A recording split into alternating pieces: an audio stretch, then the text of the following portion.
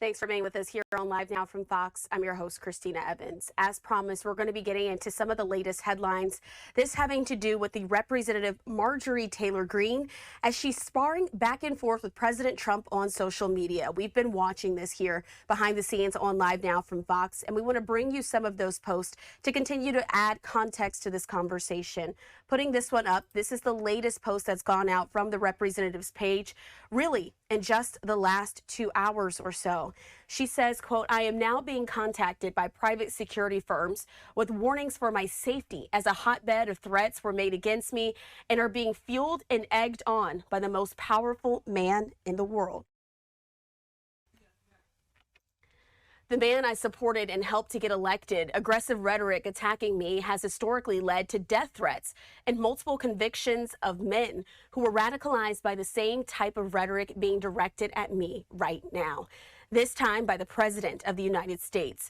As a woman, I take threats from men seriously. Now I have a small understanding of the fear and pressure the women who are victims of Jeffrey Epstein and his cabal must feel. As a Republican who overwhelmingly votes for President Trump's bills and agendas, his aggression against me, which also fuels the venomous nature of his radical internet trolls, so many of whom are paid. This is nothing shocking to everyone. My phone is blowing up with constant amazing support. I'm so thankful to the political industrial complex." He does go on to talk about the toxic nature of some of this happening behind the scenes. It's a very, very long tweet as well, but she ends it off by saying that the political industrial complex and the toxic, violent nature of American politics must end. Our country is worth saving, and it can only be done if we pull together and save ourselves. That's, again, this is the latest tweet that we have from Marjorie Taylor Greene on calling for these hotbed of threats that have been made against her. But again, this is all stemmed from a back and forth conversation happening on social media. I want to put up the post that we also saw from President Trump this morning on his Truth Social site. He said this: lightweight Congresswoman Marjorie Taylor Greene, green grass turns brown when it begins to rot, betrayed the entire Republican Party when she turned left, performed poorly on the pathetic View, and became the RINO that we all know she always was. Just a different fake politician, no different than Rand Paul Jr., which he has in parentheses Thomas Massey, and got caught being a full-fledged Republican in name only. Then again, referring to the term RINO, and said it make America great again. All of this exploding today on social media. And so to talk a lot more about what we see here, I want to bring into the conversation political analyst Brian Sobel. Brian, thanks so much for being with us here on Live Now from Fox. Really a lot to get into. I wanted to read those posts out in full from social media so that way everyone at home can continue to see the context around this conversation. But really, let's focus on what we're hearing from Representative Marjorie Taylor Greene and President Trump going back and forth. Where is this all stemming from? Because in many ways, Christina, they're very much alike. They don't like slights. They don't take very well to people criticizing them. And from that perspective, if you just look at the length of the tweets, you could see that this is where they often air their grievances. Marjorie Taylor Greene, or now Marjorie Taylor Brown, according to the president, is the same woman who showed a lack of decorum on the floor of the House of Representatives during a State of the Union by former President Joe Biden, yelling out liar and things like that. She is a controversial figure, and it shouldn't surprise anybody, I think, that she eventually would end up in some problem with the President of the United States, and it happens here around these Epstein files. And so, again, what we're seeing here, I'm glad you pointed out some of the history of what she's done over the years. But for so long, she even pointed it out in her post. She normally votes in support of the president's policies, and he says that this all stems from the fact that he won't answer her phone calls. Yes. Is this not an odd thing for two people who are within this party to be arguing over publicly? This isn't something that we normally see. Well, you know, all the rules have kind of gone out the window over the last few years. And so these grievances are aired more publicly today. And of course, that's a byproduct of social media. When somebody posts, somebody has to answer in another post. the idea of needing lots of FaceTime and hand-holding is as old as politics. It's just a classic. It's very hard for sitting members of any office to spend an inordinate amount of time re-establishing or continuing to establish communication with people who should be their friends and should understand how busy they are. Now, if you're to believe the president, she calls every day and wants to discuss things. And as he pointed out, you know, I have 535 members of the House of Representatives and the Senate to deal with, you know, and all these other duties. And his point is, I don't have the time to talk with her every day and essentially shore her up. And Marjorie Taylor Greene should know that. For her part, she said, I wasn't calling every day. So, you know, it's one of these he said, she said, and the only thing I think for the body politic is that people understand that Marjorie Taylor Greene is to the far right of the Republican Party and has been. And now, of course, the president is saying that she's, you know, a RINO, Republican in name only, and all of that. So it's a spat. Donald Trump often makes up with people after he's had a problem with them. This may happen again in the case of Marjorie Taylor Greene. And I think I want to get to really what's going to matter here is she's going to be up for re-election at some point. With him now pulling support from her, do you think that will affect her standing with Georgians? Have we seen this historically when the president pulls their backing from a candidate, that even when a president is popular or unpopular, that can affect the outcome of that race? Always it's going to come down, Christina, to the candidate that's put up against her. And as the president said, he would be willing to back another candidate if it's the right person. That's a qualifier. And so that leaves some room for he and Greene to, you know, to sit down and hash all this stuff out. But Greene on the right is very much like the AOCs and others on the left. They're very outspoken about what they believe. They don't take a lot of prisoners, and so she's got that reputation in Congress as sort of the counterpoint in many respects to some of these very progressive liberals on the left who emote all day long as well.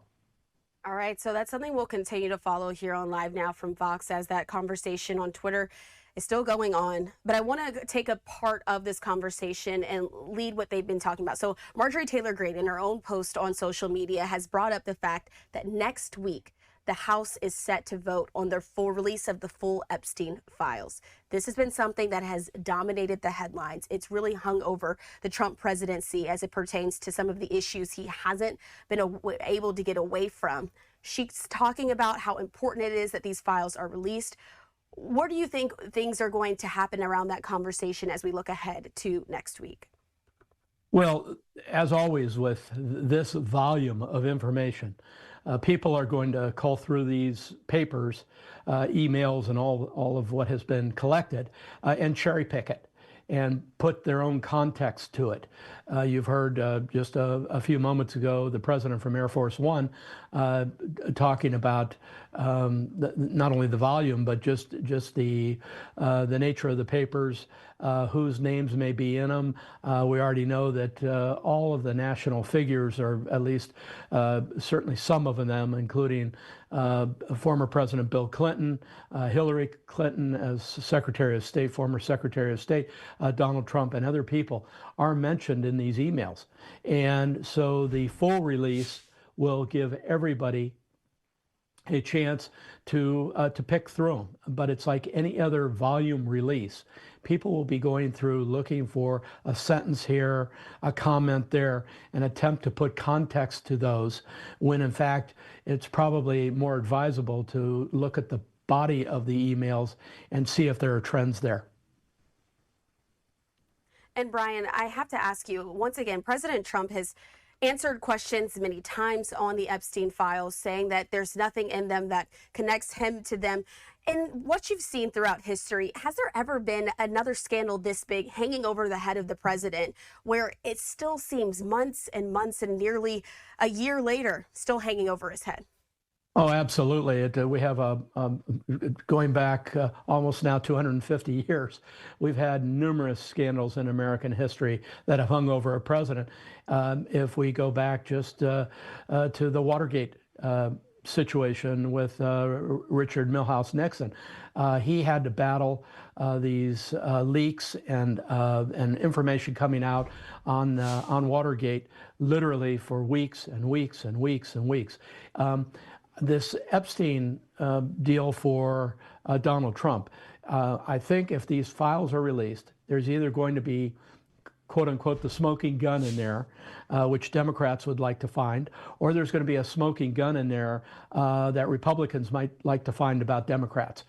This is a kind of the third rail here for both Democrats and Republicans, depending on what is in all of these emails. And of course, part of the drip, drip, drip, Christina, began with the Attorney General and others saying, you know, we have names, we have files, and then none of that came out.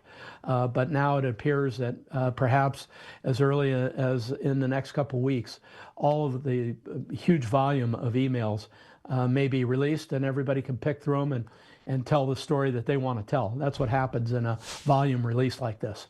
And Brian, as a part of this, of course, we know that President Trump is still getting continued to ask the question.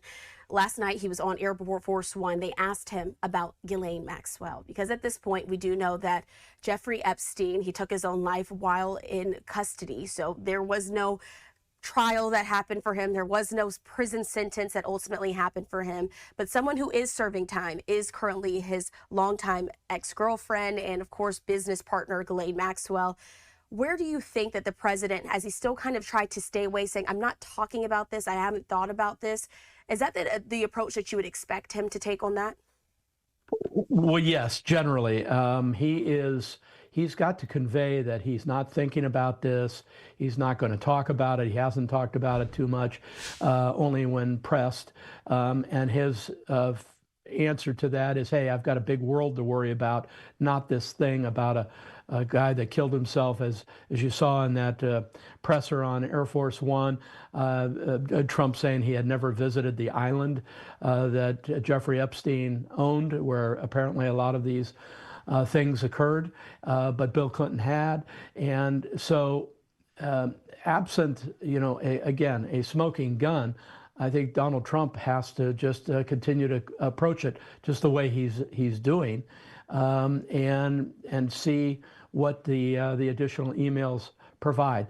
But at the end of the day, it is important to say that Jeffrey Epstein was, may I use the term, low life. It was a low life, and he took advantage of people in every which way. And unfortunately for him, he had a co-conspirator in Maxwell, and she's doing time. And one could speculate that you know, maybe Maxwell knows more than she's talking about, and is you know, and for that reason the president doesn't want to talk about it, because maybe sometime in the future he commutes her sentence. Who knows? But these are all speculative things that are being talked about, and we won't know much more until all the files are released and see where the ball drops. All right. And Brian, before I let you go, we can put an end to the Epstein talk for now, but I want to look ahead to what comes after this in the long term. I'm going to put up this live vantage point that we have there of the U.S. Capitol building, and also there of the White House. We know that all of these things have an effect on a presidency, especially as the government shutdown officially came to a close this week. Congress, again, the Senate and the House ultimately voting to end the 43-day long historic shutdown. But what long-term effects do you think that a government shutdown has on a president's legacy? Of course, the one before this was underneath the Trump presidency in 2019. That one, of course, had a lot of conversation about it. Now this one reaching historic levels. Right, longest shutdown in American history. I think because Donald Trump and Republicans came out on top on this, it probably net doesn't affect him a whole lot. He appears to be the stronger person in all of this. There's more to come, you know, and sadly, in all of these government shutdowns, people, just everyday people, suffer. And and it's unfortunate, and you hear the rancor, you hear the frustration by the American people, even about the fact that, Congress exempted themselves some time ago from being affected by these shutdowns in terms of their own pay. They get paid through all of these things. And so the storyline there is that they don't suffer like regular people, like the air traffic controllers and these other people who were missing paychecks, or potentially we're going to miss more paychecks. But I think if the economy and everything snaps back, Christina, pretty quickly, it'll end up being another footnote. I will say one thing about Donald Trump, in contrast to past presidents, his ability to multitask is remarkable.